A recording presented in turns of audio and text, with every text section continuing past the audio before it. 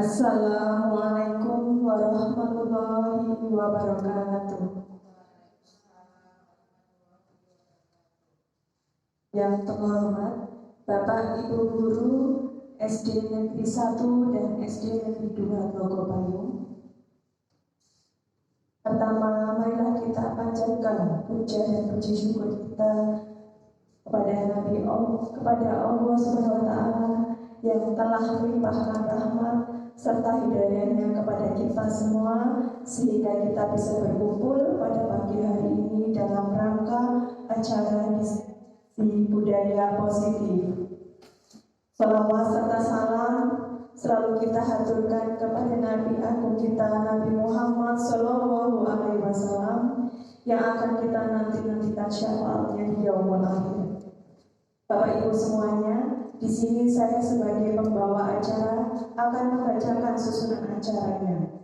Yang pertama yaitu pembukaan, yang kedua sambutan dari Kepala Sekolah SD Negeri 2 Logopayung, yang kedua inti diseminasi, dan yang terakhir yaitu penutup.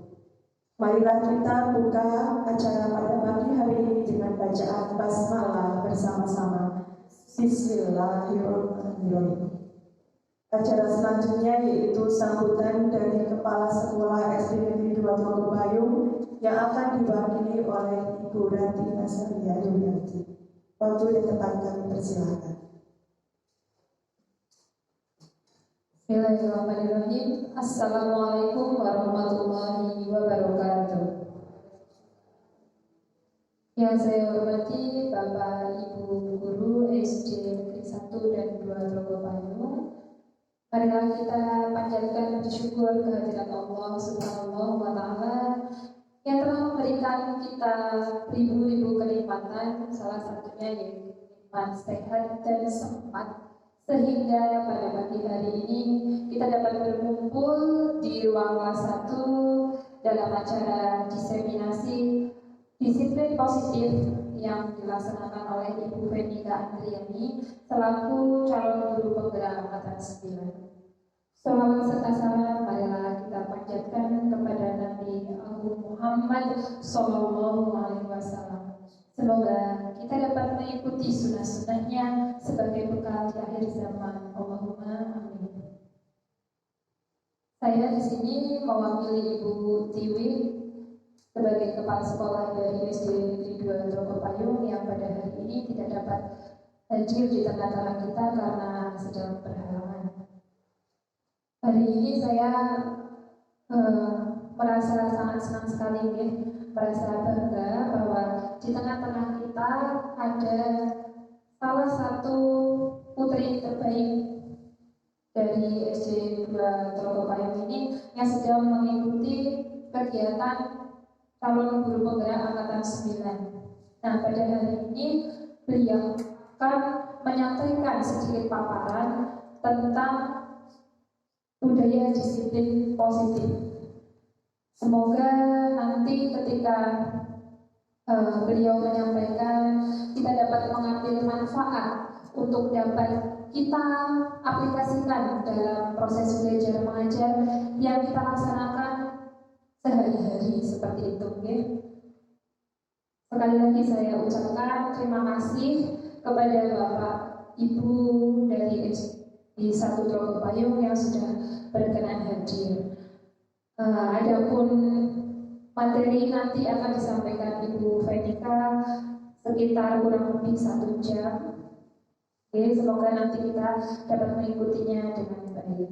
Mungkin cukup sekian dari saya. Apabila ada salah kata, saya mohon maaf yang sebesar-besarnya. Wabillahi taufiq wal hidayah. Wassalamualaikum warahmatullahi wabarakatuh. Bu Ika, kan dokumentasi.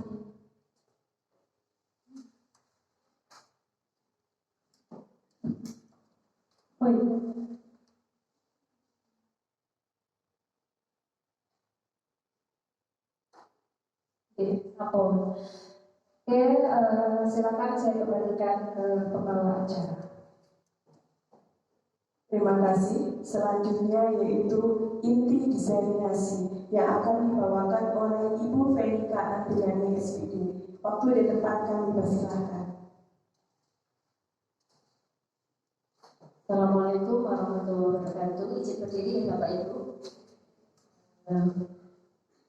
Bismillahirrahmanirrahim. Alhamdulillahirrahmanirrahim. Wassalatu wassalamu ala rasulillah. Wassalatu wassalamu ala rasulillah. Bapak Ibu guru yang kami hormati, pada pagi hari ini marilah kita panjatkan puji syukur kehadirat Allah Subhanahu wa taala yang telah memberikan kita nikmat kesehatan dan kesempatan pada pagi hari ini untuk mengikuti acara diseminasi budaya positif yang akan saya sampaikan selaku calon guru penggerak angkatan 9 dari Kabupaten Kendal. Acara kali ini adalah sebagai tugas untuk memenuhi aksi nyata modul 1.4 tentang budaya positif. Selamat dan salam marilah kita juga kepada junjungan kita Nabi Agung Muhammad SAW yang telah memberikan kita beribu-ribu pencerahan ya. Semoga kita semua mendapat syafaatnya nanti kelak di yaumul qiyamah. Amin Allahumma amin. Bapak Ibu yang kami hormati, izinkan saya memaparkan materi menggunakan layar Bapak Ibu.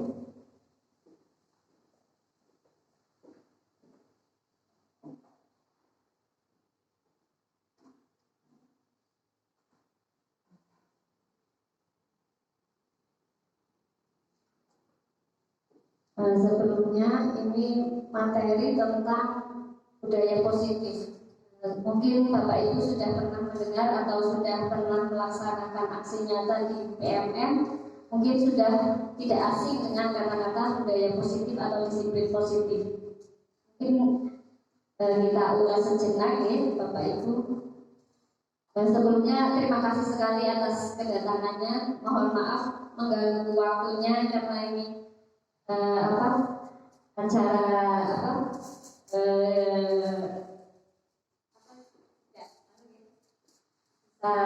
mengikuti acara saya dengan ikhlas. Terima kasih yang sebesar-besarnya.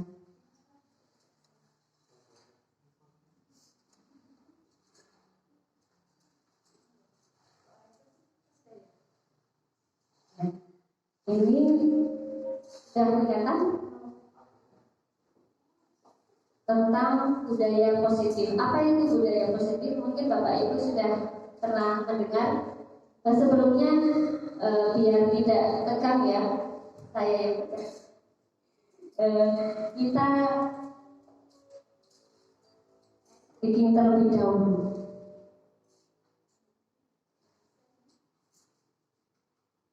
Oh iya, untuk perkenalan ya, kalau dengan saya insya Allah Bapak Ibu sudah kenal semua, tapi ini kami perkenalkan selaku fasilitator dalam pendidikan guru penggerak untuk kelompok saya.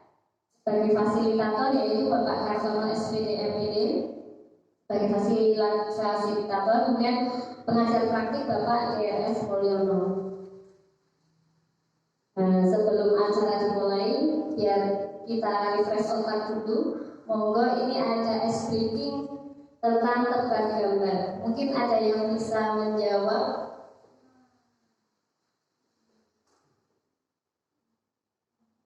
Briefing tebak gambar. Monggo, siapa yang bisa menjawab? Biar tidak sepaneng, Bu.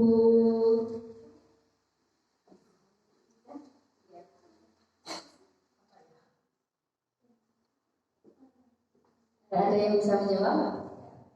Monggo, Bu Ika mungkin, Bu Ika. Kamu tulis? Apa? Bu Putri? Jawab.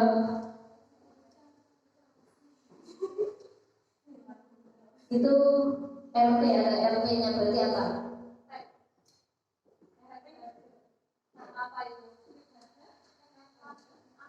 Harga apa itu?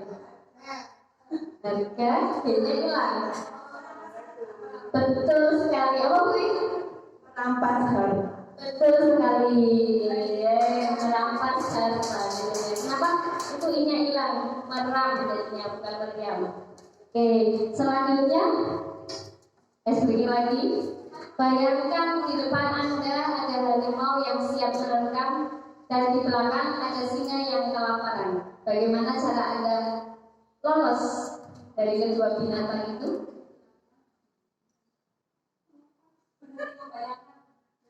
Cerdas sekali, jawaban penting membayangkan. Jadi tidak usah membayangkan ya Bapak Ibu, itu semoga sudah terjadi. Betul, jawabannya berhenti membayangkan. Terima kasih tepuk tangan untuk kita semua. Untuk selanjutnya kita menginjak ke materi. Terima kasih Bu Tuti sudah terlalu. Budaya positif. Ada yang tahu mungkin Bu Ratih budaya positif itu apa? Saya akan mencoba menjawab apa itu budaya positif. Budaya positif itu menurut saya ya Bu, itu adalah kebiasaan di sekolah terkait dengan penanaman nilai-nilai yang baik seperti kayak contohnya mungkin kejujuran, kedisiplinan seperti itu. Jadi intinya penanaman nilai-nilai positif atau kebiasaan-kebiasaan positif di sekolah. Oke, terima kasih. Mungkin ada yang bisa menambah budaya positif. Budaya positif itu merupakan nilai-nilai, keyakinan-keyakinan dan kebiasaan-kebiasaan kita sehari-hari di sekolah, ya, yang berpihak kepada murid agar murid dapat berkembang menjadi pribadi yang kritis, penuh tanggung jawab dan penuh rasa.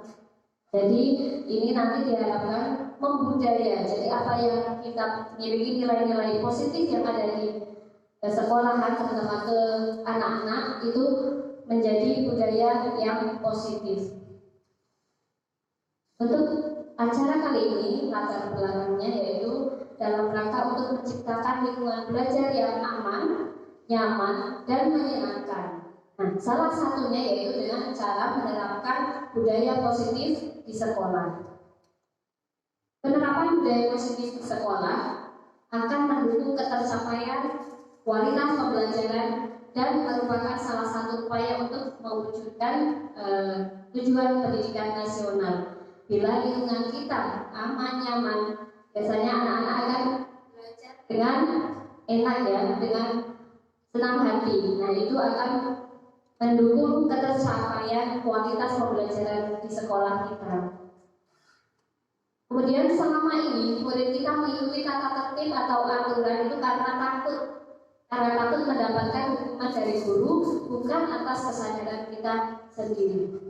Ya, Bapak Ibu seperti itu ya, biasanya ya anak-anak karena mengerjakan PR karena takut dengan guru karena nanti dimarahi, biasanya seperti itu.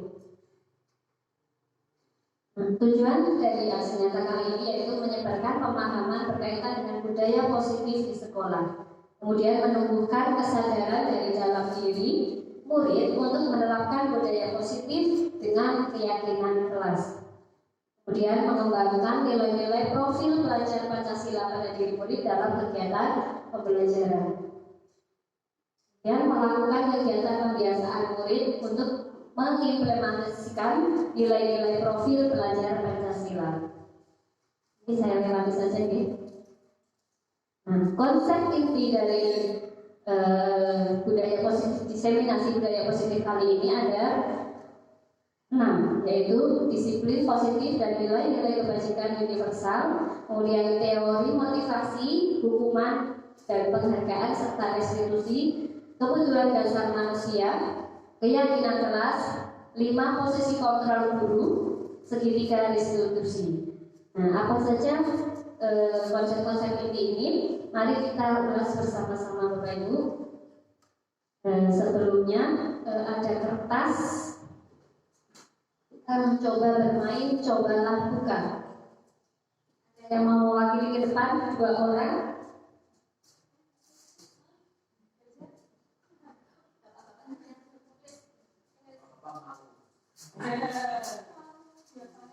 Dan 1 orang Ada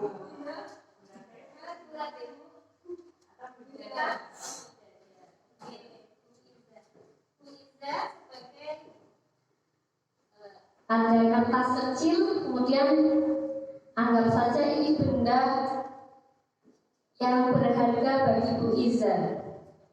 Kemudian ini karena ya tidak ditulis tidak apa-apa. Letakkan benda di tangan Anda dan genggam. Oke. Kemudian teman Anda, Pak Muklis ya, akan mencoba dengan sekuat tenaga dengan berbagai cara untuk meminta Anda, Bu Iza, memberikan benda tersebut. Pak Muklis bisa membujuk, mengancam, menghardik, merayu, menyulap, apa saja agar dapat membuka kepalan tangannya Bu Iza. Coba kita. Coba Bu.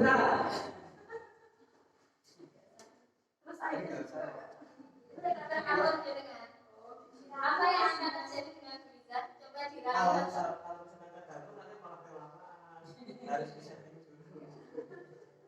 Coba di hati dalam hatinya Bu Iza, bagaimana itu benda yang berharga bagi Bu Iza. Apa yang akan Bu Iza lakukan bila ada Pak Muklis yang ingin dengan sekuat tenaga mengambil benda yang ada di tangan Bu Iza? Kalau dengan merayu, mungkin sekarang kita kepada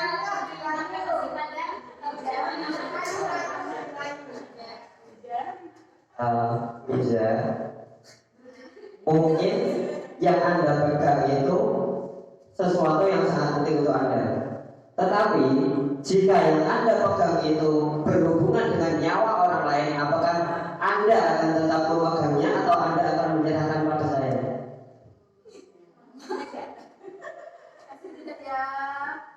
Bayangkan kepentingan Anda dengan nyawa seseorang, apakah itu tetap akan Anda pertahankan atau akan Anda serahkan pada orang yang membutuhkan?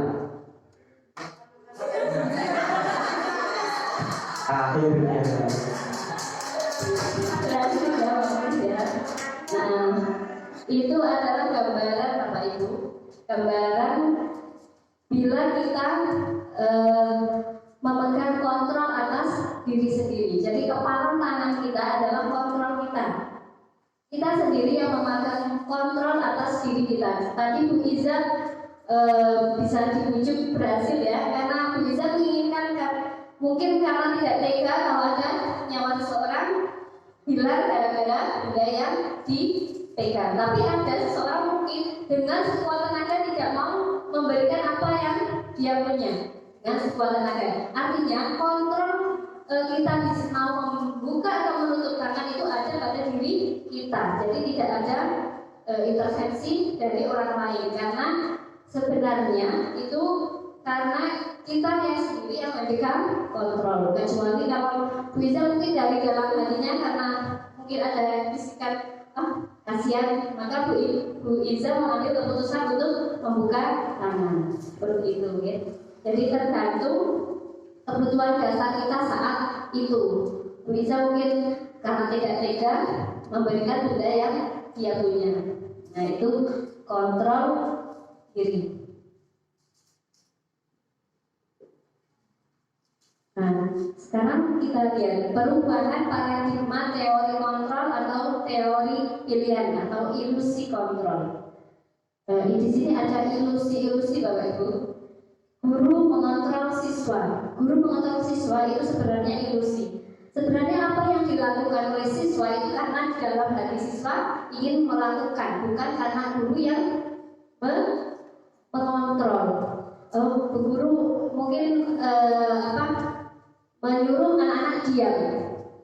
Anak-anak memang diam, tapi sebenarnya itu dari hati mereka memang ingin diam. Jadi guru hanya ilusi kalau hanya guru mengontrol siswa itu hanya ilusi. Kemudian orang dewasa memiliki hak untuk memaksa itu juga ilusi.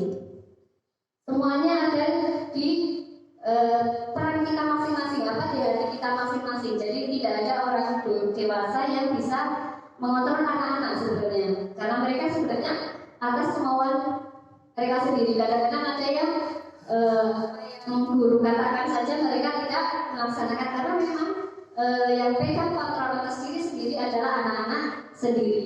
Kemudian ilusi, semua penguatan positif, efektif dan bermanfaat. Ini mungkin hanya jangka pendek saja Bapak Ibu. Kita memberi penguatan positif, bagus ya, mengerjakan PR itu mungkin dia senang, tapi hanya dalam jangka pendek, bukan karena memang benar-benar dari diri sendiri. Kemudian kritik dan membuat orang merasa bersalah dapat menguatkan karakter. Bagaimana menurut Bapak Ibu? Ini ilusi ya? Ilusi bagaimana kalau kita mengkritik seseorang itu biasanya malah membuat orang tersebut menjadi down, ya insecure. Jadi membuat orang merasa bersalah itu dapat karakternya ilusi saja. Ilusi tahu? Hanya angan-angan kita saja.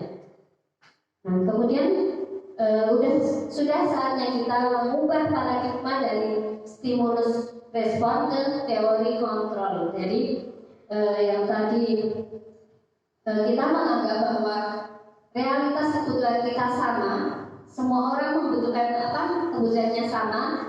Kalau di teori kontrol itu realitas kebutuhan kita berbeda. Sebenarnya kita membutuhkan sesuatu yang berbeda, tiap orang-orang berbeda. Kemudian semua orang melihat hal yang sama. Kita saatnya berpikir bahwa setiap orang itu memiliki gambaran yang berbeda, mempunyai pandangan yang berbeda-beda tentang apapun, tentang suatu benda, tentang permasalahan. Biasanya tidak melihat, semua orang tidak melihat hal yang sama. Setiap orang memiliki gambaran yang berbeda-beda. Kita mencoba mengubah orang agar berpandangan sama dengan kita, itu menurut stimulus respon ya.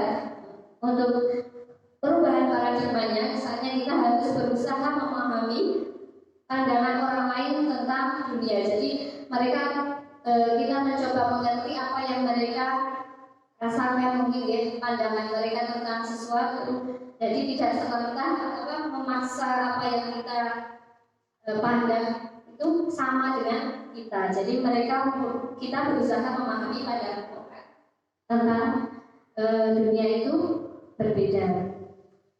Perilaku buruk dilihat sebagai suatu kesalahan. Biasanya kita seperti itu ya. Anak-anak tidak mengerjakan PR itu kesalahan. Sebenarnya mereka melakukan seperti itu mungkin semua perilaku itu yang mereka lakukan memiliki tujuan atau alasan. Ya, ada beberapa tujuan kenapa mereka tidak mau melakukan sesuatu ya. Kemudian orang lain bisa mengontrol saya. Seperti tadi, orang lain bisa mengontrol saya, tapi sebenarnya kita saatnya merubah pandangan bahwa hanya Anda atau kita yang bisa mengontrol diri Anda kita sendiri. Saya bisa mengontrol orang lain, sebenarnya tidak bisa mengontrol orang lain. Pemaksaan ada pada saat bujukan gagal, seperti tadi. Kolaborasi dan konsensus menciptakan pilihan-pilihan baru. Jadi ada pandangan-pandangan baru. Model berpikir menang kalah. Ini antara guru dan murid biasanya. Kalau gurunya harus menang, anak-anak harus melakukan apa yang guru minta, menang kalah. Sekarang saatnya kita berpikir model menang-menang. Jadi sama-sama menghasilkan sesuatu yang berguna bagi dua belah pihak. Sekarang kita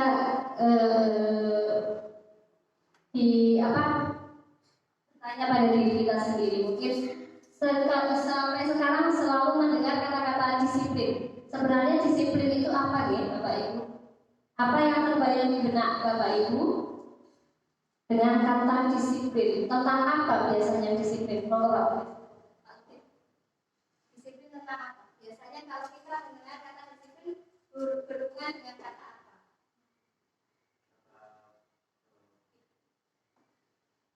Disiplin.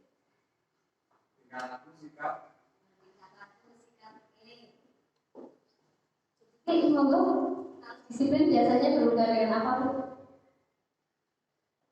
Ya sama Pak Tim, Habu, ada sikap, kemudian ada kata juga.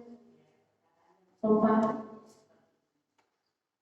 Yang mau menambahkan mungkin di benak Bapak Ibu apa yang terbayang Bapak Ibu tentang disiplin?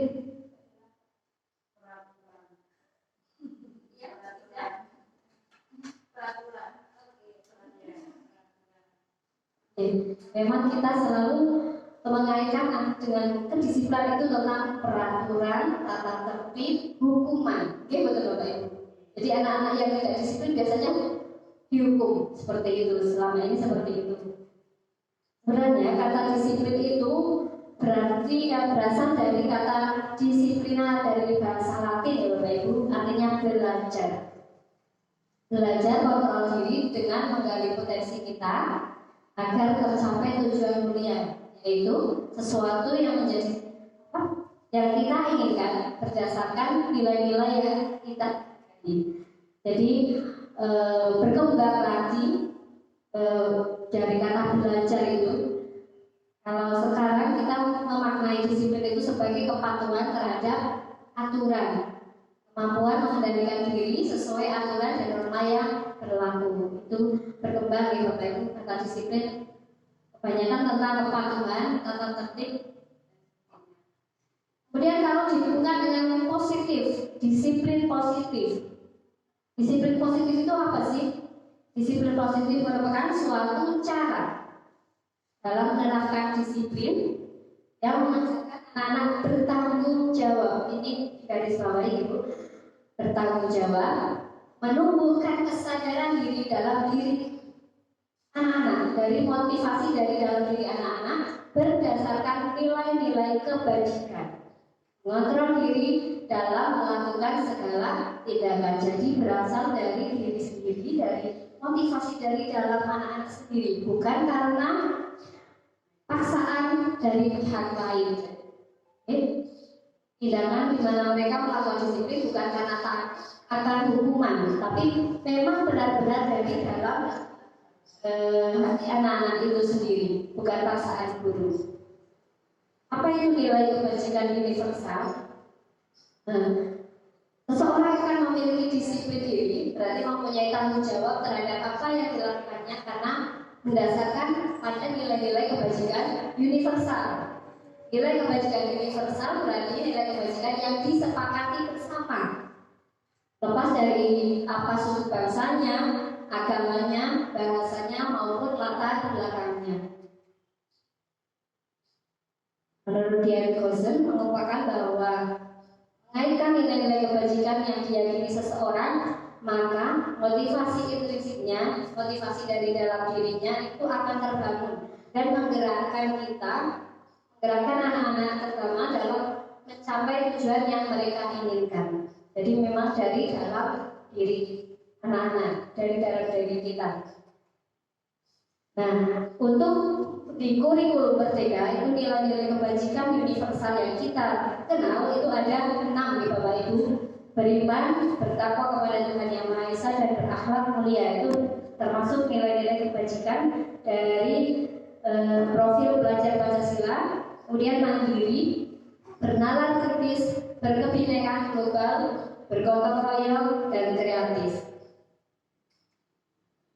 Kemudian pernahkah Bapak Ibu melakukan sesuatu untuk mendapat senyuman dari orang lain, untuk mendapat hadiah, atau untuk mendapatkan uang? Pernah di Bapak Ibu ya, tidak menutup. Ya, memang kita kadang melakukan sesuatu itu karena ingin mendapat sesuatu, mendapat penghargaan dari orang lain atau mendapat hadiah atau mungkin uang. Okay? Nah, kira-kira kalau motivasi seperti itu berasal dari dalam diri kita sendiri atau dari orang lain? Dari orang lain nih Bapak Ibu. Nah, kita melihat 3 motivasi perilaku manusia. Ada 3 Bapak Ibu. Yang pertama, untuk menghindari ketidaknyamanan atau hukuman. Kita berangkat pagi, takut tidak dapat gaji. Seperti kemarin ada itu ya, umpamanya seperti itu, potong gaji. Nah, itu karena menghindari ketidaknyamanan atau hukuman. Kemudian untuk mendapatkan imbalan atau penghargaan dari orang lain. Kita melakukan sesuatu karena ingin mendapat penghargaan. Nah, motivasi-motivasi ini termasuk motivasi ekstrinsik, yaitu dari luar, bukan dari dalam diri kita, bukan dari hati gitu Pak. Kalau yang ketiga, untuk menjadi orang yang kita inginkan dan menghargai diri sendiri dengan nilai-nilai yang kita percaya. Nah, untuk seperti ini, untuk menghargai diri sendiri itu termasuk intrinsik. Jadi apa yang kita lakukan memang benar-benar dari dalam hati, bukan karena paksaan atau bukan karena hukuman atau bukan karena imbalan. Kita berangkat pagi atau melakukan sesuatu bukan karena ingin dipuji orang, tapi memang ingin benar-benar melaksanakan tugas dengan sebaik-baiknya. Timbul menghargai diri sendiri. Namanya ya. Kemudian tujuan dari disiplin positif. Tadi ya, menanamkan motivasi pada murid-murid untuk menjadi orang yang mereka inginkan dan menghargai diri sendiri. Dan untuk materi berikutnya yaitu masih semangat Bapak Ibu? Semangat pagi, luar biasa. Tetap semangat. Lagi sekali lagi ya Bapak Ibu. Semangat pagi, luar biasa. Tetap semangat. Oke, terima kasih. Tepuk tangan untuk kita. Selanjutnya tentang hukuman, konsekuensi dan restitusi. Kita selalu menghubungkan disiplin dengan kata-kata ini, hukuman, konsekuensi dan restitusi. Ada kasus Bapak Ibu, Iva kurang menguasai pelajaran matematika, sehingga pada saat pelajaran tersebut berlangsung, dia lebih banyak berdiam diri atau menggambar di buku pelajarannya. Pada saat guru matematikanya Pak Seno menanyakan pertanyaan, Iva menjadi gugup dan tak sengaja menjatuhkan tasnya dari kursi, serta tiba-tiba menjadi gagap pada saat berupaya menjawab. Seluruh kelas pun tertawa melihat perilaku Iva yang berbicara tergagap dan terkejut tersebut. Pak Seno pada saat itu membiarkan teman-teman Iva menertawakan Iva yang tergagap dan malu luar biasa, dan malahan minta Iva untuk maju ke depan dan berdiri di depan kelas sambil menunjuk hidungnya karena tidak bisa menjawab pertanyaan Pak Seno. Kelas makin gaduh. Anak-anak pun tertawa melihat Iva di depan. Pernah menghadapi yang seperti ini, Bapak Ibu? Semoga kita tidak seperti ini, ya. Pertanyaannya, apakah Anda setuju dengan tindakan Pak Seno terhadap Iva? Tidak, ya. Mengapa?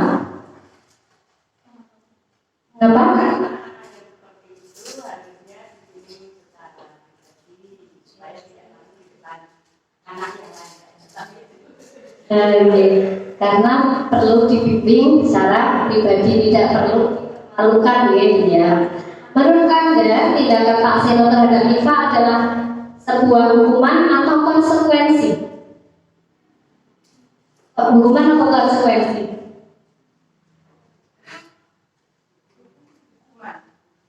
Hukuman. Ya. Nah, tindakan-tindakan seperti itu ya. Kalau di dalam disiplin positif itu ada 3, ada hukuman, konsekuensi, dan restitusi. Biasanya kalau hukuman itu berkaitan dengan baik verbal maupun fisik. Anak-anak disuruh push up 10 kali karena tidak mengerjakan PR, itu termasuk hukuman. Seperti tadi Pak Seno memberikan hukuman apa? Berdiri ya di depan kelas itu sebagai hukuman. Kalau di dalam disiplin positif itu ada konsekuensi dan restitusi. Nah, sekarang perbedaannya. Hukuman itu biasanya sesuatu yang menyakitkan, yang harus terjadi. Anak-anak mungkin sakit hati, mungkin sakit fisik ya, karena mungkin ada yang duduk ngomong jiwit, biasanya seperti itu. Kalau ada itu sesuatu yang menyakitkan. Nah, kalau konsekuensi sesuatu harus terjadi. Umpamanya anak-anak yang datang sebelumnya sudah ada kesepakatan anak-anak yang tidak memakai sepatu hitam disuruh melepas sepatu, umpamanya seperti itu ada konsekuensi. Jadi sesuatu sudah disepakati sebelumnya, sesuatu harus terjadi, sudah jadi konsekuensinya harus seperti itu. Membuat anak sakit fisik maupun hati untuk jangka waktu yang lama, biasanya seperti ini itu akan terkenang sampai kita tua. Saya sendiri dulu pernah sentil guru, sampai sekarang ada yang masih ingat. Ya betul, ada sesuatu yang masih terngiang karena membuat anak sakit. Itu termasuk hukuman. Kalau konsekuensi membuat anak merasa tidak nyaman tapi dalam jangka waktu yang pendek. Anak membenci disiplin kalau hukuman. Jadi disiplin jadi takut, tidak jadi benci ya. Tapi kalau di konsekuensi anak menghargai disiplin karena sudah menjadi konsekuensinya apa yang harus dia lakukan karena melanggar aturan. Kemudian kalau hukuman mendorong anak menyakiti diri sendiri. Itu seperti apa gitu menyakiti diri sendiri? Marah. Ya. Kalau konsekuensi mendorong anak agar mudah menyesuaikan diri. Kemudian kalau hukuman konsep diri yang buruk, kalau konsekuensi konsep diri yang baik. Hukuman anak belajar untuk menyembunyikan kesalahan, sedangkan kalau berat konsekuensi anak lebih untuk mematuhi aturan. Biasanya kalau sudah dihukum anak merasa marah, merasa bersalah, tadi dipermalukan ya, merasa tidak dihargai. Nah, kalau konsekuensi biasanya kehilangan hak, dibuat tidak nyaman, diasingkan tapi untuk sementara. Ini tadi hukuman bersifat tidak terencana atau tiba-tiba disuruh maju ke depan mengangkat satu kaki, itu hukuman. Berupa fisik atau fisikis, ya anak disakiti oleh perbuatan atau kata-kata, kemudian bersifat satu arah. Jadi hanya guru yang memutuskan memberikan hukuman, tidak atas kesepakatan sebelumnya. Kalau konsekuensi sudah terencana atau sudah disepakati, sudah dibahas dan disetujui oleh guru dan murid, dan tetap tidak membuat tidak nyaman tapi untuk jangka waktu yang pendek. Nah sekarang restitusi. Restitusi mungkin sudah pernah dengar. Restitusi itu proses menciptakan kondisi murid untuk memperbaiki kesalahan. Jadi anak-anak diberi kesempatan untuk memperbaiki kesalahan, tapi tidak langsung dijudge, tidak langsung dihukum, tidak langsung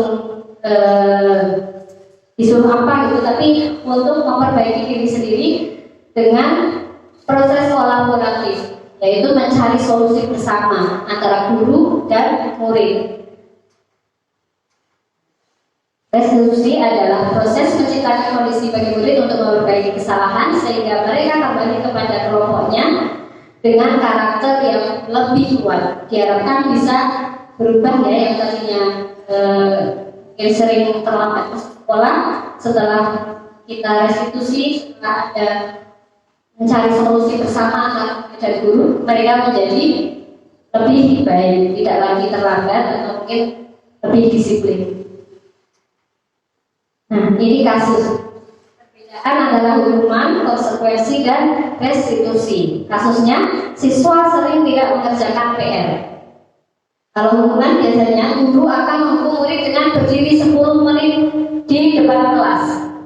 Guru marah dan murid menjadi takut. Biasanya kalau peraturannya adalah kamu harus seperti ini, kamu harus ini. Dari keputusannya hanya ada di guru. Kalau konsekuensi, guru memberikan konsekuensi untuk menulis PR sebanyak 3 kali. Ini sudah ada kesepakatan sebelumnya dengan murid. Mungkin ada perjanjian sebelumnya. Ada konsekuensi kalau kamu tidak mengerjakan harus ini. Jadi sudah ada kesepakatan sebelumnya. Guru tegas dan murid menghormati aturan karena mungkin sudah terlanjur berjanji dengan gurunya, sudah ada kesepakatan sebelumnya. Jadi murid akan lebih menghormati. Tanyakan apa peraturannya, mampukah kamu melakukannya, seperti itu.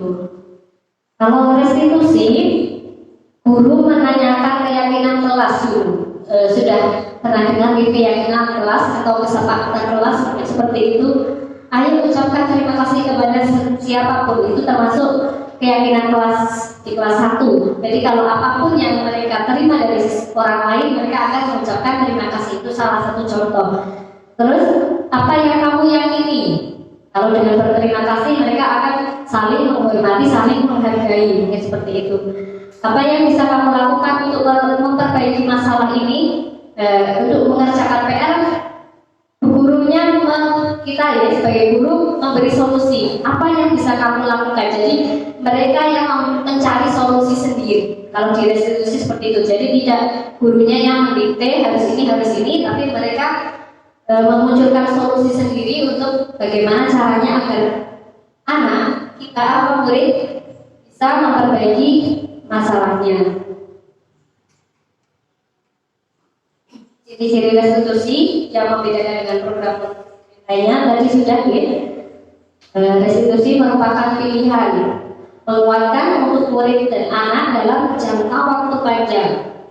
Restitusi anak mendapat penguatan, kemudian masalahnya terpecahkan bersama-sama karena ada diskusi sebelumnya dengan guru, jadi bukan didikte guru gitu. Murid belajar bertanggung jawab untuk perilakunya, bertanggung jawab karena sebelumnya sudah ada keyakinan kelas, jadi bertanggung jawab atas keyakinan kelas yang sudah disepakati bersama. Fokus pada pemecahan masalah dalam jangka waktu panjang, ya, dengan kata-kata biasanya yang lebih halus ya, gurunya tidak galak, tidak biasanya halus dengan kata-kata halus. Apa yang kamu yakini? Apa yang bisa kamu lakukan untuk memperbaiki masalahmu? Itu. Nah, ada kuis Bapak Ibu bawa HP? Bawa semua ya, kita main biar tidak ngantuk. Kita lihat seberapa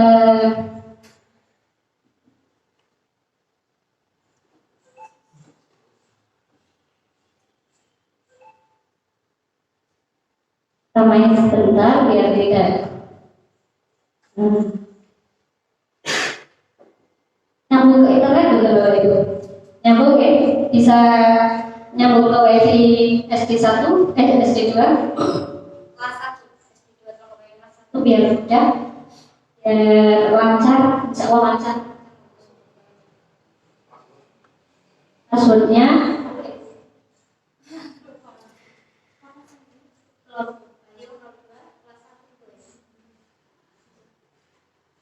Rogo Payung 02 kelas 1.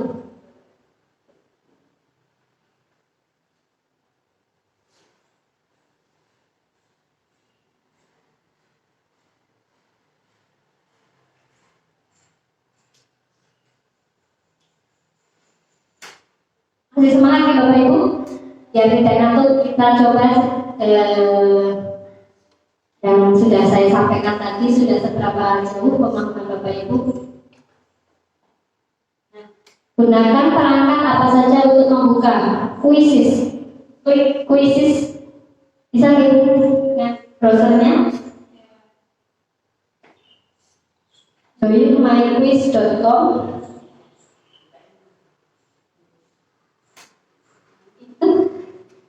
Itu gitu. Atau mau di share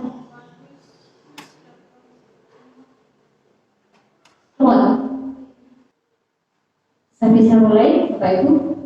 Kita coba untuk bermain sejenak. Belum ada yang masuk. Sinyalnya susah. Monggo sambil dibuka ya.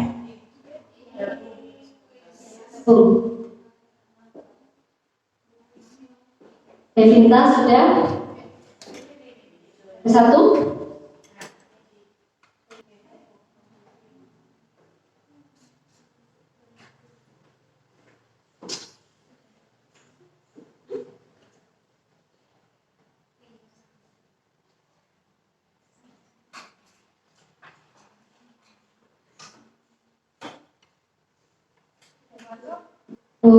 Pak Moris, Bu Iza, Bu Ranti, terus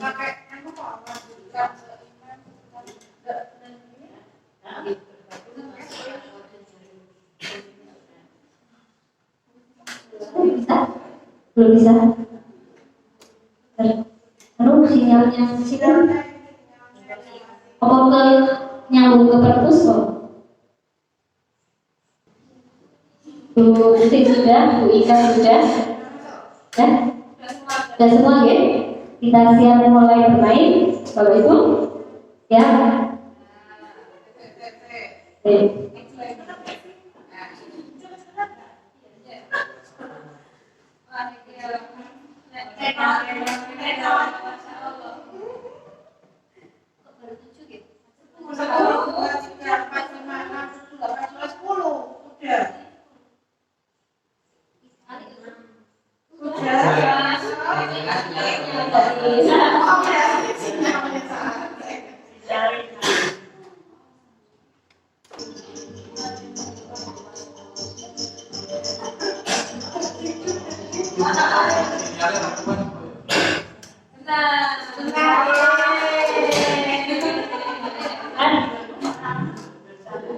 Posisi nomor 1 Bu Fik dan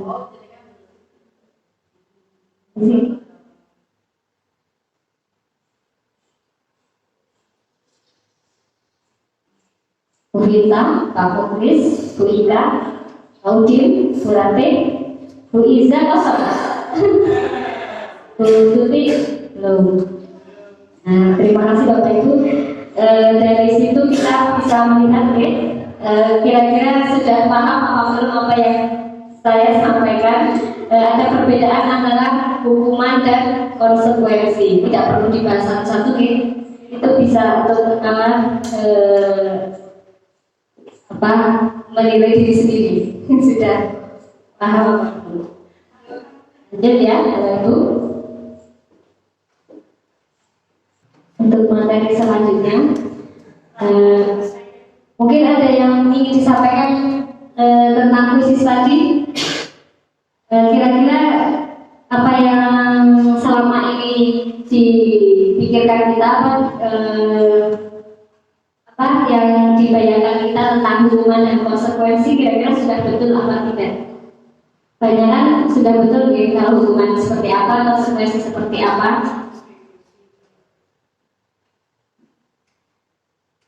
Kemudian pengaruh buruk penghargaan terhadap anak menurut Kohn.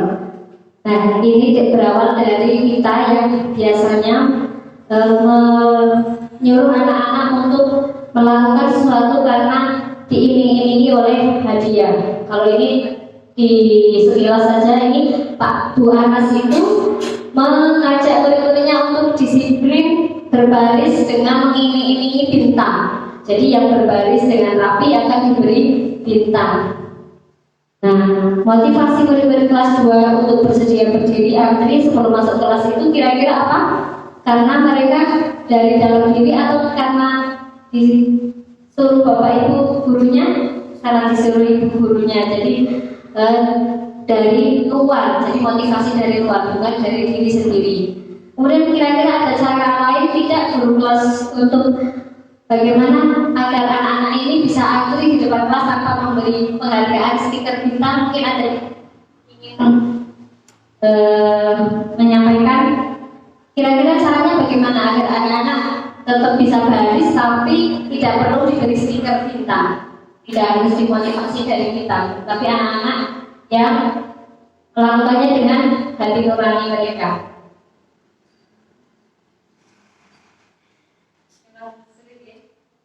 Biasanya mereka itu melakukan sesuatu karena ingin mendapatkan penghargaan dari bu gurunya. Jadi menurut Alvin Kohn itu mengemukakan bahwa penghargaan maupun hukuman adalah cara-cara mengontrol perilaku seorang yang menghancurkan potensinya untuk pembelajaran yang sesungguhnya. Jadi bukan mereka tidak bisa belajar dari kesalahan mereka, akan menghancurkan potensi yang mereka punya. Nah, pengaruh buruk dari penghargaan ini, Bapak Ibu, penghargaan itu membuat seseorang melakukan sesuatu dalam jangka waktu pendek. Jadi menggunakan penghargaan itu tergantung pada penghargaan apa? Dari motivasi internalnya. Kemudian penghargaan tidak efektif. Penghargaan suatu peristiwa yang diinginkan dengan syarat tertentu, jadi tidak efektif. Dilakukan dengan syarat biasanya, jadi tidak dari diri kita sendiri. Jadi akan nantinya akan timbul kecewa bila tidak mendapat penghargaan, jadi tidak efektif.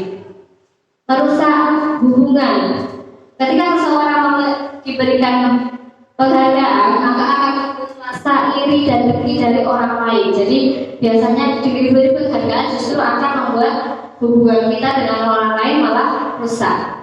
Itu pengaruh buruk dari penghargaan. Penghargaan mengurangi ketepatan. Ya, kalau dalam jangka waktu pendek ya, jika terlalu sering menggunakan penghargaan, maka orang tersebut akan tergantung pada penghargaan. Jadi tidak dilakukan dengan sepenuh hati, tapi tergantung penghargaan yang akan mereka peroleh. Penghargaan akan menghukum. Mereka yang tidak akan mendapat penghargaan itu berusaha mengendalikan perilaku seseorang. Kemudian pada dasarnya setiap orang tidak mau dikendalikan. Mereka mengendalikan seseorang, tapi sebenarnya mereka itu tidak bisa dikendalikan. Nah, akhirnya karena tidak dapat penghargaan, mereka akan merasa dihukum. Kok aku nggak dapat seperti itu ya? Penghargaan itu sebenarnya menghukum. Dan untuk materi selanjutnya itu 5 kebutuhan dasar manusia. Bapak Ibu sudah paham ya kalau kebutuhan kita sebagai manusia kira-kira apa saja yang kita butuhkan untuk hidup, untuk selama ini berinteraksi dengan orang lain. Nah, itu sebagai kebutuhan dasar, yaitu yang sesuatu yang kita lakukan untuk mendapatkan apa yang kita inginkan. Nah, kebutuhan dasar itu ada 5. Kasih sayang. Yang pertama bertahan hidup dulu ya Bapak Ibu. Kemudian bertahan hidup. Kemudian kasih sayang dan rasa diterima, penguasaan, kebebasan dan kesenangan. Nah, contoh dari 5 kebutuhan dasar manusia. Yang pertama bertahan hidup. Berupa apa biasanya? Makanan, minuman, tempat tinggal, pakaian, itu kebutuhan untuk bertahan hidup.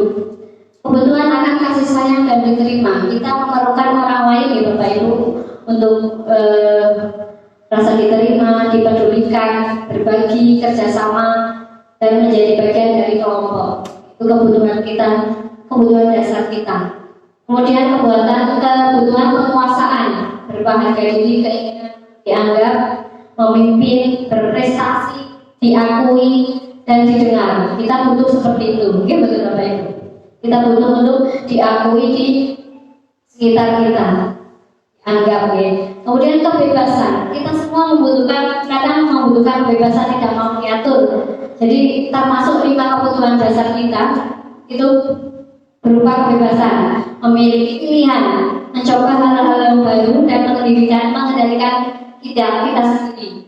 Mau dibawa kemana itu atas dasar kebebasan kita sendiri. Kemudian kesenangan. Kita membutuhkan kesenangan ya Bapak Ibu. Ada yang biasanya suka humor, bermain, piknik, atau tertawa. Kita semua membutuhkan itu. Itu termasuk 5 kebutuhan dasar manusia. Nah, kebutuhan dasar manusia ini memiliki tujuan, ya, nantinya akan membentuk karakter kita, karakter anak-anak kita. Jadi kita tidak bisa serta-merta memaksakan apa yang kita inginkan, tapi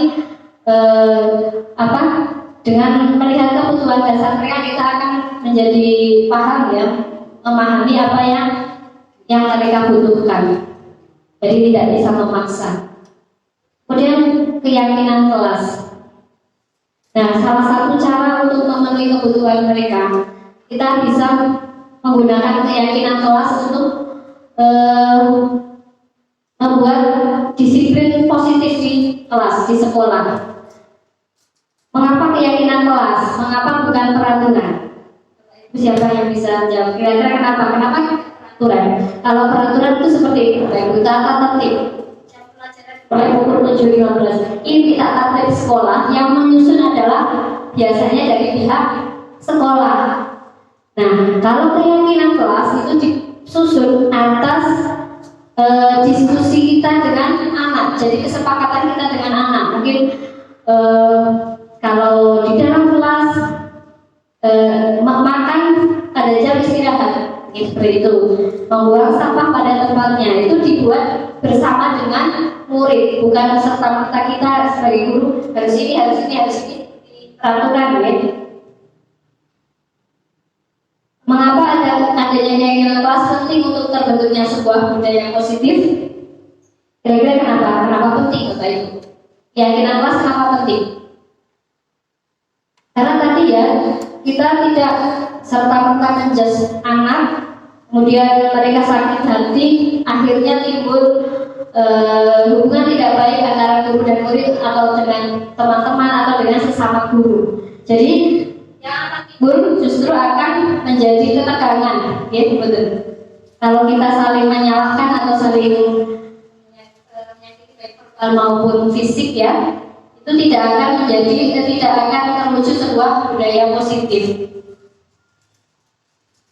Nah, keyakinan kelas merupakan metode untuk menimbulkan kembali disiplin positif yang didasari dari motivasi diri dalam diri kita.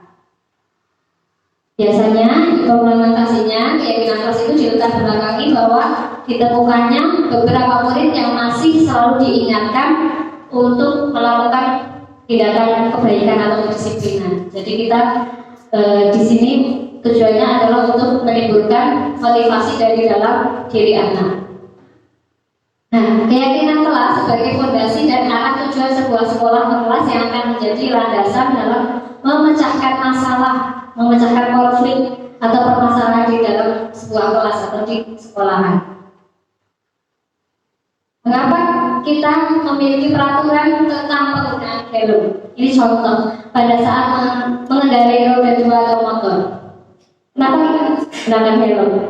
Kira-kira itu peraturan seperti ini, nilai-nilai kebajikan yang akan digunakan apa, Bapak Ibu? Mengapa harus menggunakan helm pada saat mengendarai sepeda motor? Mengapa kita memiliki peraturan tentang penggunaan masker dan mencuci tangan setiap saat? Kalau keyakinan kita bagaimana tentang ini? Kita menggunakan helm, keyakinan kita apa, Bapak Ibu? Ya, untuk keselamatan, untuk keamanan. Jadi, mengapa kita memiliki peraturan menggunakan helm pada saat mengendarai kendaraan motor, yaitu untuk keselamatan. Jadi, keyakinan kita itu tentang keselamatan. Kemudian, mengapa kita menggunakan masker? Karena untuk kesehatan dan juga keselamatan. Ini nilai keselamatan dan kesehatan inilah yang disebut sebagai keyakinan, yaitu nilai-nilai kebajikan universal yang disepakati secara tersirat dan tersurat, lepas dari latar belakang suku, negara, bahasa maupun agama. Jadi semua orang meyakini kalau menggunakan helm itu tidak terlepas dari suku apa, tapi memang keyakinan kita itu kalau menggunakan helm itu akan selamat, akan aman, ya. Nah, sekarang kalau ingin membuat keyakinan kelas seperti apa, kita bisa mempraktekkan nanti di kelas masing-masing cara membentuk keyakinan kelas untuk ketertiban yang berasal dari diri dalam anak, dari dalam diri anak, ya. Motivasinya dari diri anak. Biasanya keyakinan kelas itu bersifat abstrak, jadi tidak dijelaskan secara gamblang, ya, abstrak. Contohnya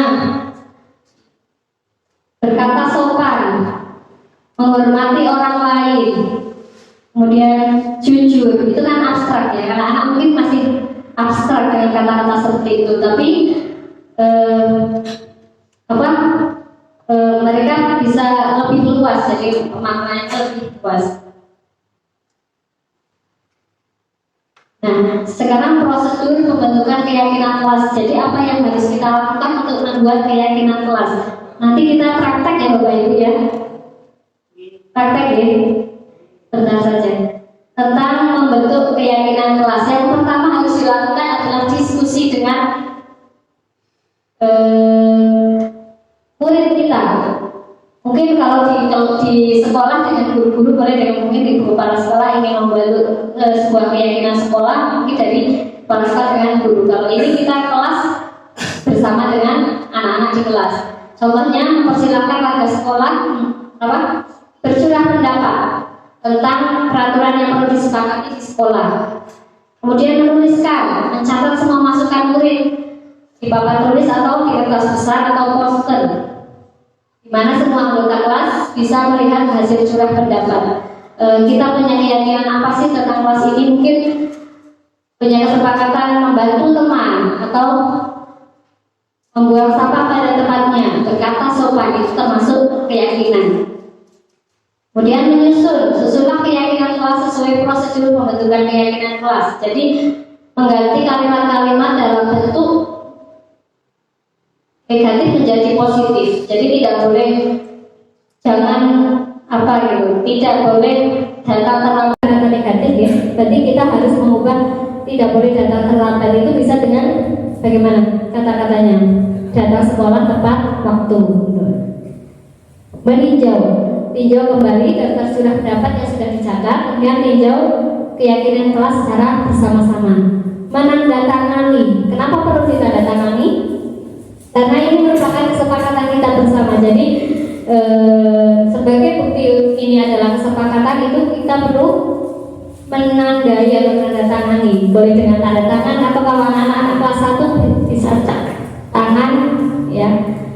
Itu untuk sebagai tanda mereka menyetujui dan akan keyakinan kelas yang sudah disusun. Menempel. Kemudian ditempel. Kenapa harus ditempel? Kira-kira kenapa Bapak Ibu? Keyakinan kelas yang sudah kita buat, kenapa harus ditempel? Kira-kira kenapa? Agar mudah diingat. Kita mudah membaca, mudah mengingat. Ya, semua kita masih punya keyakinan kelas apa bisa dibaca dengan jelas oleh anak-anak maupun bu guru. Nah, ini contoh keyakinan kelas. Kita bersikap baik dan jujur. Kita saling menghormati. Kita saling mendengarkan. Kita mengucapkan tolong dan terima kasih.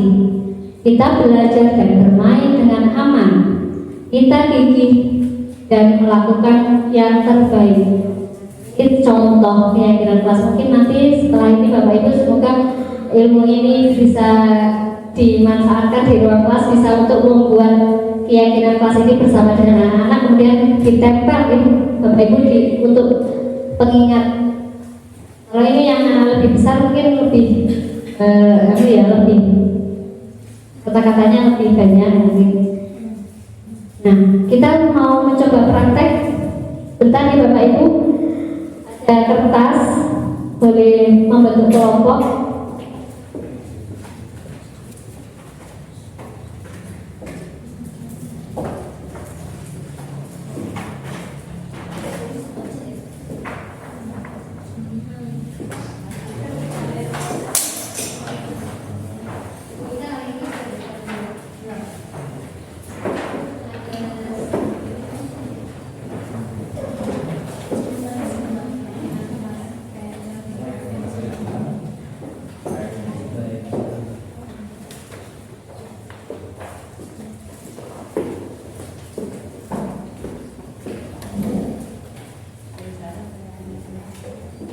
Kita buat contoh membuat keyakinan kelas, boleh dihias, boleh diapa. Ini ada spidol Bapak Ibu. Kemudian kita tempel hasilnya di papan ya. Seperti tadi contohnya. Oh, ini ada kertas.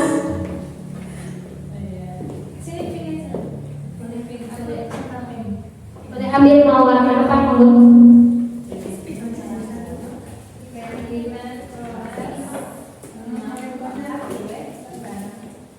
Buat nanti bisa dibuat yang lebih bagus ya. Kalau dengan anak-anak, dan kreasinya kita dengan anak-anak membuat seperti apa boleh?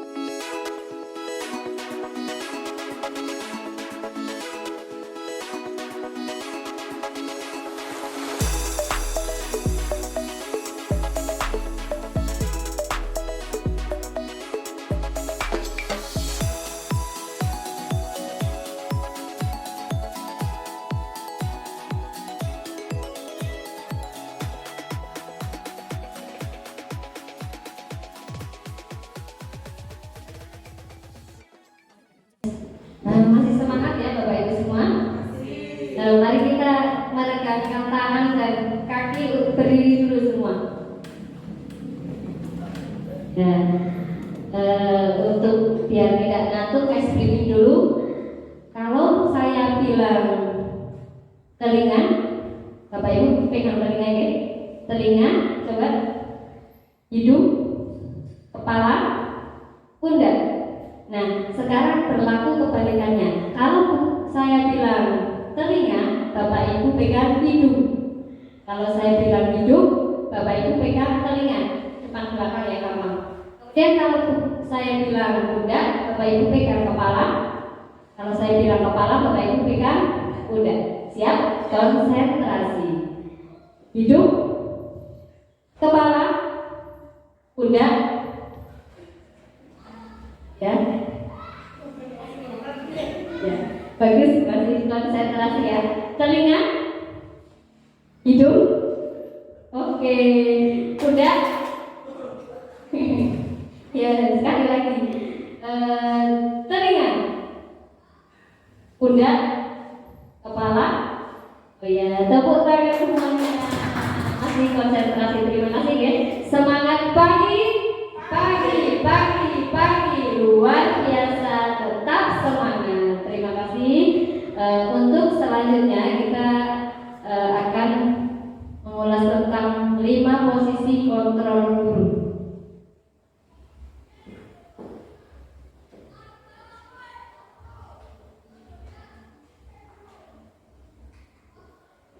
Menurut Diana Kozen dalam bukunya Restitution Restructuring School Discipline mengemukakan bahwa guru itu perlu meninjau kembali penerapan disiplin di dalam ruang kelas mereka masing-masing.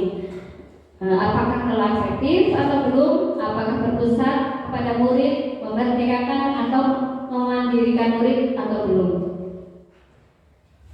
Nah, sekarang menurut teori kontrol dari Dr. William Glaser Gosen ada 5 posisi kontrol yang diterapkan seorang guru, orang tua atau atasan dalam melakukan kontrol.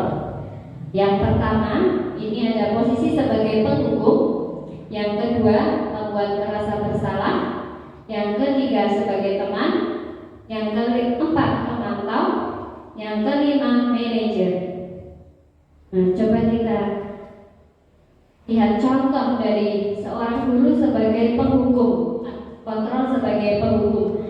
Biasanya kalau penghukum ini kata-katanya cenderung kasar atau tegas ya. Dengan kalau bukan biasanya galak. Contoh percakapannya biasanya seperti ini. Kamu selalu saja tidak mengerjakan PR. Sekarang lari keliling lapangan. Nah, itu biasanya kalau guru sebagai penghukum seperti itu. Kemudian membuat merasa bersalah. Lebih lembut suaranya, ibu kecewa sekali dengan kamu. Berapa kali ibu harus memberitahu kamu? Gimana coba kalau orang tua kamu tahu kamu berbuat seperti ini? Jadi anak-anak akan merasa bersalah, ya, merasa dirinya tidak berguna. Kemudian teman, ayo, kenapa buang sampah sembarangan? Ya sudah, kali ini tidak apa-apa. Nanti ibu bereskan, ibu bantu bereskan. Itu sebagai teman, menganggap murid-murid sebagai teman. Kemudian posisi kontrol sebagai pemantau. Seperti apa contohnya? Apa yang telah kamu lakukan? Sudah 2 kali kamu datang ke sekolah terlambat. Apa sanksi atau konsekuensinya kalau kamu datang terlambat? Kemudian posisi sebagai manajer. Apa yang kita yakini tentang menghormati barang milik orang lain? Jadi kita menanyakan keyakinan kelas terlebih dahulu. Kemudian menanyakan jika kamu meyakini, apakah kamu bersedia memperbaiki kesalahanmu? Bisa ditambahkan solusi apa yang harus kamu lakukan bila merusak barang milik orang lain seperti itu. Jadi tentang barang milik orang lain, menghormati barang milik orang lain. Kemudian untuk selanjutnya yaitu materi tentang segitiga restitusi. Mungkin Bapak Ibu pernah mendengar atau kalau sudah mengerjakan PMM yang disiplin positif itu ada segitiga restitusi. Tidak ada yang mengerjakan? Sudah nih? Alhamdulillah. Ini kita ulas lagi tentang segitiga restitusi. Itu ada 3 tahap dalam menyelesaikan permasalahan dengan murid.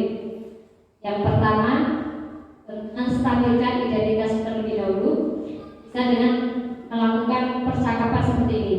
Setiap orang pasti pernah melakukan kesalahan. Kamu bukan satu-satunya yang pernah melakukan ini. Stabilkan identitas. Kemudian validasi tindakan yang salah. Sini contohnya bisa dengan seperti ini. Kamu tentu punya alasan mengapa melakukan itu. Adakah cara yang lebih efektif untuk mendapatkan apa yang kamu butuhkan? Kemudian menanyakan keyakinan. Keyakinan kelas apa yang telah kita sepakati? Kamu ingin menjadi orang yang seperti apa? Jadi 3 ini posisi guru sebagai manajer. Jadi melakukan praktik segitiga restitusi. Saya punya video contoh tentang penerapan praktik segitiga restitusi di sekolah. Mari kita simak bersama ya Bapak Ibu.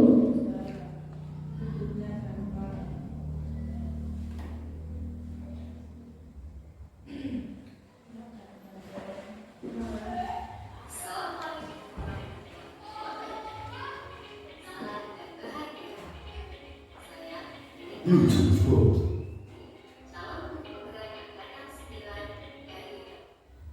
Bluetooth connected. Salam dan bahagia. Saya Veronica Andriani, calon guru penggerak angkatan 9 dari Kabupaten Kendal. Kali ini saya akan menyampaikan video tentang demonstrasi kontekstual modul 1.4, yaitu tentang praktik penerapan segitiga restitusi. Restitusi merupakan proses menciptakan posisi bagi siswa untuk menghargai kesalahan mereka, sehingga mereka bisa kembali pada kelompoknya dengan karakter yang lebih kuat. 3 tahapan segitiga restitusi yang pertama adalah menstabilkan identitas. Yang kedua, validasi tindakan yang salah. Yang ketiga, menanyakan keyakinan. Menstabilkan identitas bertujuan untuk mengubah identitas anak yang gagal karena melakukan kesalahan menjadi identitas sukses.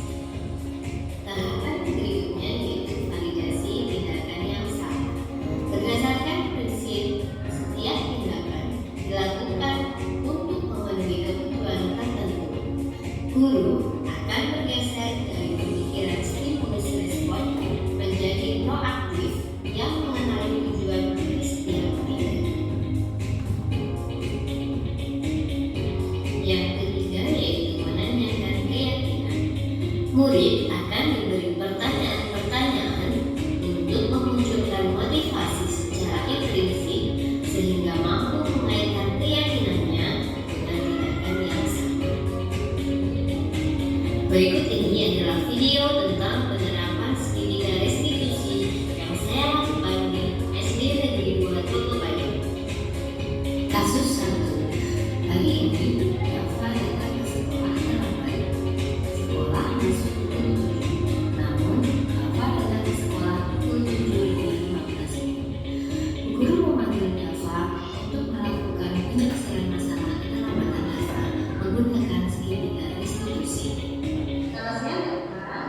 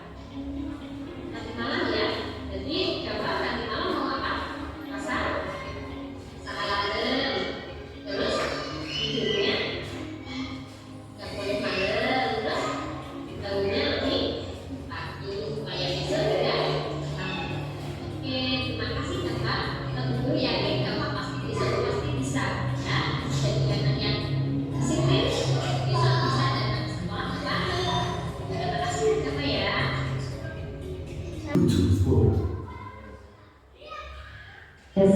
Nah, demikian tadi ya Bapak Ibu, kita saksikan bersama video praktik penerapan segitiga restitusi. Di sana ada contoh bagaimana kita melakukan percakapan kepada anak dengan 3 tahap segitiga restitusi, yaitu yang pertama menstabilkan identitas, kemudian memvalidasi tindakan yang salah, dan yang ketiga menanyakan keyakinan. Nah, itu contoh yang salah satu contoh saja. Mungkin dari sini nanti ada kita menemui anak-anak yang berbuat salah tidak lagi tidak sebagai penghukum ya Bapak Ibu, tapi karena sudah paham kalau anak itu tidak melakukan sesuatu karena pasti ada alasannya, ada ingin memenuhi kebutuhan dasarnya sebagai manusia. Jadi bisa lebih bijaksana untuk menghadapi murid-murid yang berbuat salah. Demikian, mari kita simpulkan dari awal sampai akhir kegiatan kita hari ini tentang budaya positif ya. Terima kasih untuk selalu semangat. Mari kita coba ulas kembali, menyimpulkan apa yang kita dapat hari ini. Yang pertama, untuk menciptakan lingkungan belajar yang aman, nyaman, dan menyenangkan, salah satunya adalah dengan menerapkan budaya positif di sekolah. Dalam menerapkan budaya positif ini, kita harus memahami tentang bagaimana melihat murid atau siswa kita dari berbagai macam aspek, terutama dari aspek kebutuhan dasar manusia. Yang ketiga, guru sebagai manajer berperan penting dalam memenuhi kebutuhan dasar murid sehingga bisa membedakan antara hukuman, konsekuensi, dan restitusi. Dan dalam mewujudkan budaya positif ini perlu dibuat sebuah keyakinan kelas atau kesepakatan kelas yang harus dilaksanakan oleh seluruh warga sekolah atau warga kelas kalau kita di kelas ya, untuk menimbulkan kembali disiplin positif yang muncul atau didasari dari dalam diri atau motivasi intrinsik. Kemudian guru dapat menggali motivasi intrinsik yang dimiliki murid itu dengan mengimplementasikan segitiga restitusi. Nah, demikian Bapak Ibu, semoga apa yang kita dapat hari ini bermanfaat untuk kita semua. Setelah ini bisa dipraktekkan atau disampaikan ke sekolah, ke kelas. Kita bisa membuat keyakinan kelas di kelas masing-masing. Oke Bapak Ibu, mungkin ada pertanyaan sebelum saya tutup, atau ingin menyampaikan pesan-pesan refleksi kita selama kegiatan ini. Monggo Bu Guru. Ya, terima kasih atas materi hari ini. Yang saya peroleh dari materi hari ini adalah mungkin kedepannya kita akan mencoba mempraktikkan guru sebagai manajer agar tidak lagi sebagai penghukum ataupun sebagai teman, karena guru sebagai teman juga dirasa kurang tepat kalau sesuai dengan materi tadi. Jadi mungkin besok berusaha mempraktikkan atau menggali motivasi intrinsik yang dimiliki oleh peserta didik untuk dengan menerapkan segitiga restitusi tadi. Terima kasih. Saya sampaikan kepada Bu Guru Sri ya, atas refleksinya tentang materi kali ini, yaitu tentang diskriminasi budaya positif. Demikian, apabila dari awal sampai akhir kita tutup ya Bapak Ibu. Bila ada kata-kata yang kurang berkenan di hati Bapak Ibu semua, saya mengucapkan maaf yang sebesar-besarnya. Wabillahi taufiq wal hidayah. Wassalamualaikum warahmatullahi